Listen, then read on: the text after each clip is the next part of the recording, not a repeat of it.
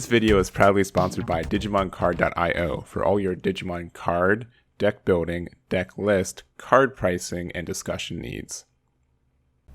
Hey everyone, Egman here with So You Want to Play Eosmon, which is one of the new archetypes dropping in BT6 Double Diamond. So in this video we're going to talk about the archetype in general. We're going to have an example list at the end. We're also going to talk about some new cards in the expansion set and BT7 to help boost this as well.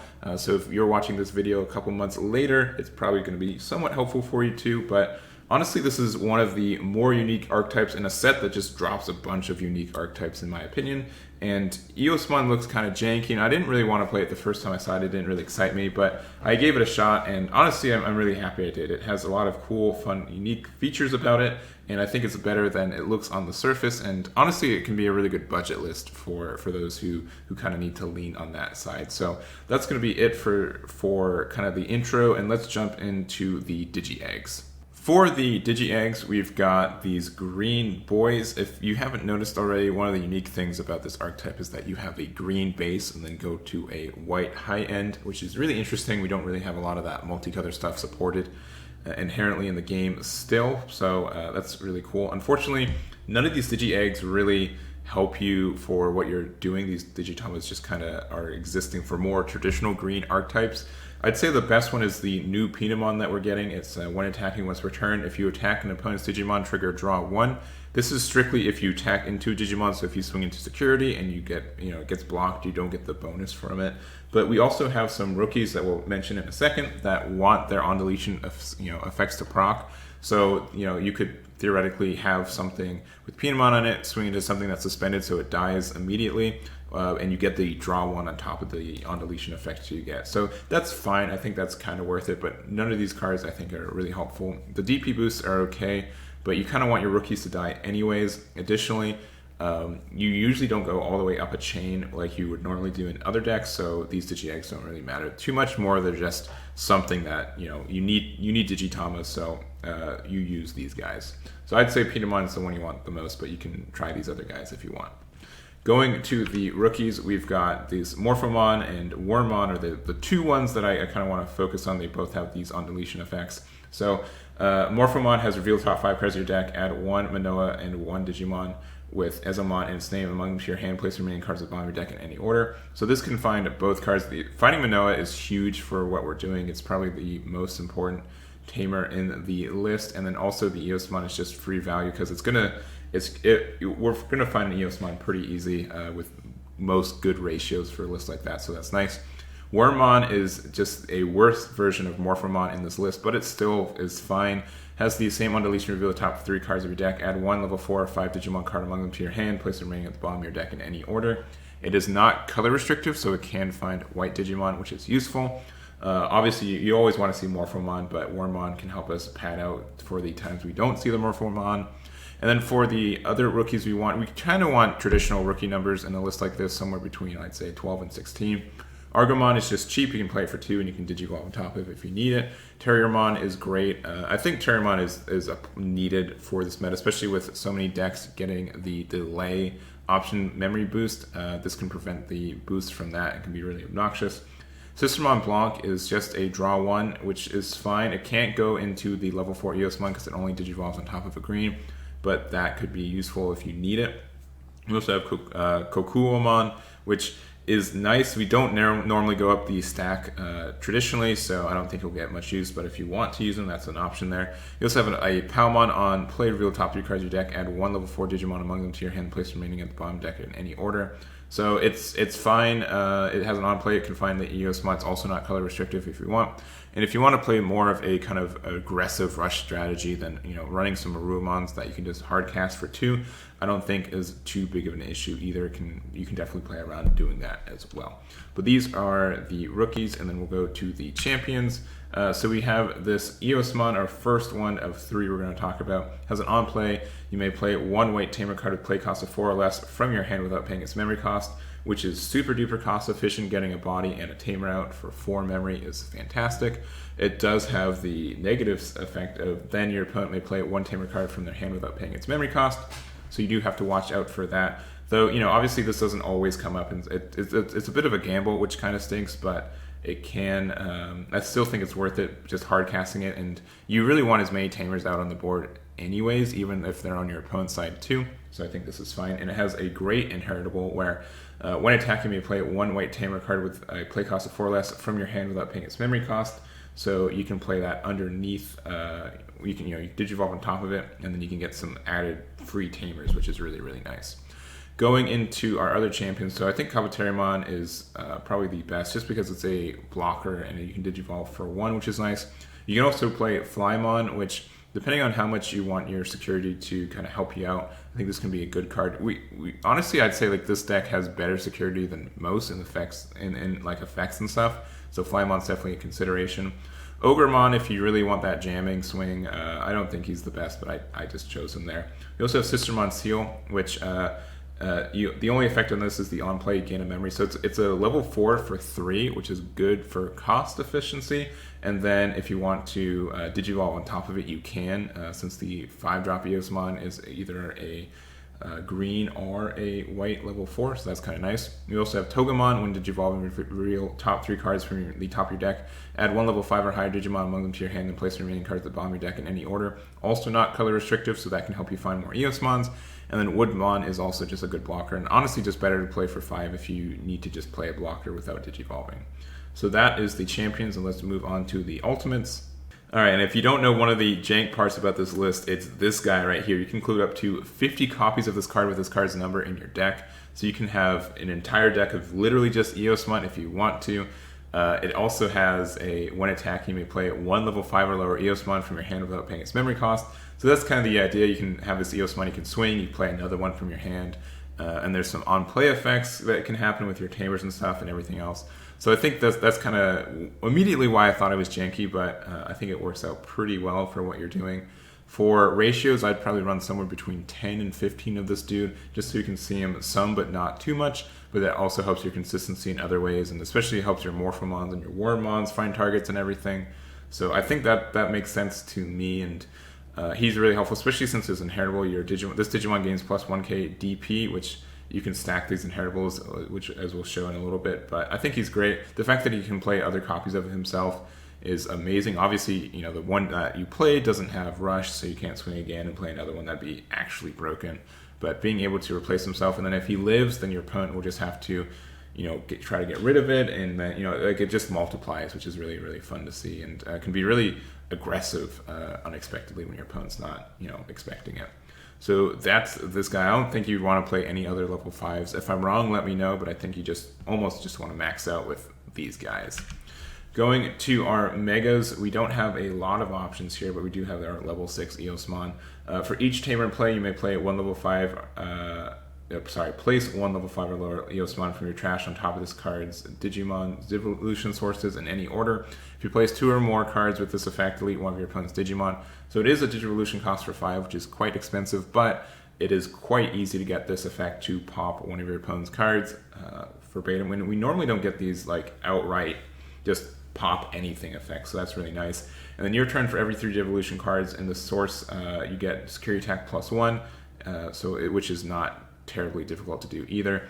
And obviously this Eosmon has the effect to gain 1k, so if you have 3 under there, then you have a 16k security attack plus 1 beater, which is really, really nice. And obviously you can have the other Eosmon under there too, which means you get to play more tamers for free, which is cool. We don't have any really other Digivolve, level 7s that Digivolve on top of white, except for Armageddonmon, but it can work. And if you really want the full jank, if you swing with this level 5 Eosmon, and then you play another 5-drop Eosmon, then you Digivolve into the level 6 Eosmon, you still have memory to keep it your turn. You can go to Armageddonmon. It has rush, so it's another swing if you need to. If your opponent just hard casted a Puppetmon and gave you 10 memory, there's your out for it, I guess. But I think this is fine. It also has all turns, the when Digivolving effects on level 7 Digimons do not activate, which means that if your opponent's playing the BT1 Fancy Pantsy All Art Omni they just pulled from their BT6 box, you can protect the entire Eosmon board wipe that Omnimon can do, since they all share the same name. But that's just, I don't know if it's good. Maybe run 1, but I don't think it's great. And then we also have this new Eosmon that's coming out in BT7. It has an effect that all your other Eosmon gain plus 1k DP, and then on deletion you play a 5k from your drop area as well. It also has a devolution cost of 3 too, so that would make this play a little bit more cost effective. It'd mean it's only 6 memory if you played an Eosmon for free from the other Eosmon that turn, so broken, maybe consider doing that. But just honestly, having more level 6 Eosmons I think is a boon in this list in general.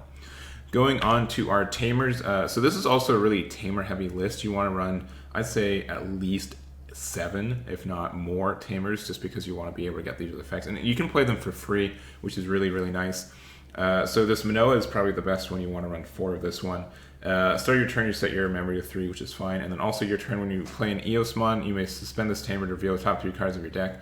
Add 1 tamer card or 1 Eosmon, so you can't add both, in its name among your hand, and place the remaining cards at the bottom of your deck in any order. And also opponent's turn, where you have an Eosmon in play, your opponent's tamers don't unsuspend during their unsuspend phase, which is quite obnoxious and can, depending on the list and the archetype is good, especially since, if you play this for free and if you have your 4 Eosmon here, where, you give your opponent tamer for free. But if it's something that needs to unsuspend, then you really get around that kind of boon you give your opponent. I know it's obviously a little bit janky, a little bit archetype and dependent, but it has plays, which is kind of nice. To kind of fill out the rest of the tamers, I think Tie and Mat is good, even though we don't have any Omnimons, which I think you can. I mean, if you want to play Zort Defeat, and then if we have good security, and then you get a security attack +1, you can. I think that's too jank for me, even though I love Zort Defeat too. But the fact that this also gives you additional 2 memory if your opponent has a level 6 or higher Digimon, I think can help you out a lot. We also have Takumi, which I really enjoy for this list. He is a 2 cost, so you don't get, you can hard cast him for 2 without too much consequence. We do quite a bit of Digivolution as well, and this just helps us dig to find our pieces more often. We don't usually have big hand sizes, so that helps out, and it helps on the defense side, especially since we are kind of a rush deck or like a spam deck, but the cards we spams aren't rookies or level 3s, which means that we can play Takumi defensively, and we will definitely help us not get outrushed by an opponent's list that is more like a traditional rookie rush that tries to spam the board more often and everything else. Also, Analog Youth comes out in the expansion set. It has an on-play reveal the top 3 cards of your deck, add 1 Digimon card among them from your hand, then trash the remaining cards, which is quite good, getting the other Eosmons to your trash so you can get the level 6 Eosmon more targets. Also has all turns when one of your level 5 or higher Digimon with the devolution cost is deleted, you can suspend this tamer. If you do, you gain a memory, hatch 1 Digi-Egg and to an empty space into your breeding area. So just the fact that you're able to get that extra memory can be nice and kind of a benefit. Obviously, we're going to play a lot of level 5s in this list, right? And, those Eosmons are going to keep dropping. It doesn't also have to be deleted by a card effect. So if you swing with an Eosmon and it dies, you can use Analog Youth to get an extra body out. And if you just raise that turn, it just has a lot of synergy, I think. And it can be really helpful moving forward. Lastly, talking about the option cards. So we've got this Cutting Edge, which is a archetype specific one. You may play 1 level 5 or lower Eosmon from your hand without paying its memory cost, then delete one of your opponent's Digimon with DP less than or equal to the Digimon played with this effect. So that can be quite handy at popping anything with 6k or less, which means most common blockers can be blocked with this. And also security to activate this main effect. More or less what this just means is that this can be like a security. It makes all your level 5 Eosmons into security Digimon if you hit this Cutting Edge in your security, which is kind of nice. We also have this green base, so we can run a bunch of green option cards as well. I think Needle Spray or Flower Canyon, whichever one you like more, is the play.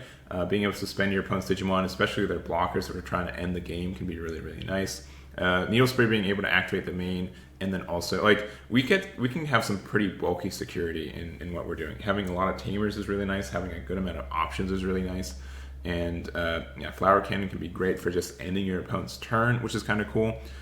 We can run the green memory boost if we want. We don't have a lot of green cards, but if we do want the extra, helping find a rookie and then get the delay to get the extra memory, we can. I put Electroshocker and Terror Clusters in. They're just kind of big removals if you need them. I don't know if they're great, but they're just options if you need them to. And then we also have Probability of Success 60%, which is from the new expansion set as well. Pretty much what happens is you pay 2 to activate it, and then if you discard a card color from your hand, you can Digivolve that same card color. The next time you Digivolve that next card color, you reduce the devolution cost of 3. So all that means is that if you want to go into your big bad boy for cheaper, you can use this option card, discard one of your level 5 Eosmons from your drop area into your drop area, which you'd want to do anyways.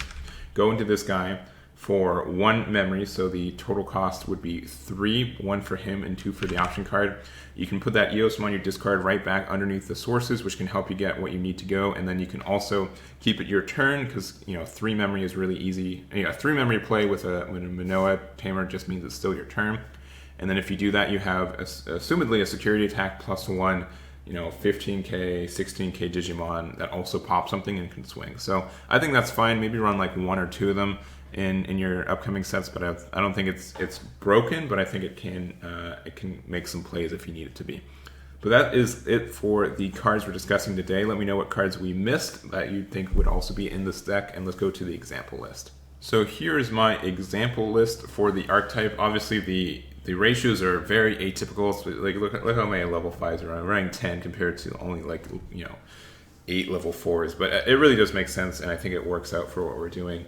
So we're running 13 rookies, which is, I'd say, on the low end, but it's fine for what we're doing. We're running 4 Morphomons, 3 Wormmons, 4 Terriermons, because I think this card is just really important, and then 2 Argomons. Going into our champions, we're just running the 4 Eosmon and 4 Terriermons from there. 10 whole of the level 5 Eosmon. I honestly want to run like 11 or 12 if I can, but I think it's fine for what we're doing. 4 of the big boy, 3 of the cutting edge to play from our security, or play from our hand when it hits in security. 4 whole needle sprays. You can maybe put this down to 3 if you want, but I think this is a great card, especially if it hits into your security. 2 Takumi and 2 Ties just for additional white tamers to kind of help out what you're doing anyways. And then also 4 of these Manoas. Man, if we could just run 8 Manoas, we totally would. It's such a good card, even though it's not gaining much more memory boost since you only set it to 3. Just the fact that this can cycle through your stuff very easily. Obviously the combo, you can swing with Eosmon, you can play the Manoa for free, and then when you play the Manoa for free, you're able to, you can play a card for free, proc the Manoa from the card, search for more cards. It just helps the consistency of your deck so much if you open with this card, and I think it's really great for what you're doing. But this is my example list. I think it's great at what it does. I hope you guys enjoy it. I hope you guys have your own list as well, so if you want to share your list with me, please do. If you have any things that I missed, or any cards that you think would be better in this list, please let me know, and that will be it for me. So thank you guys so much for watching, and I'll catch you all next time. Damn it.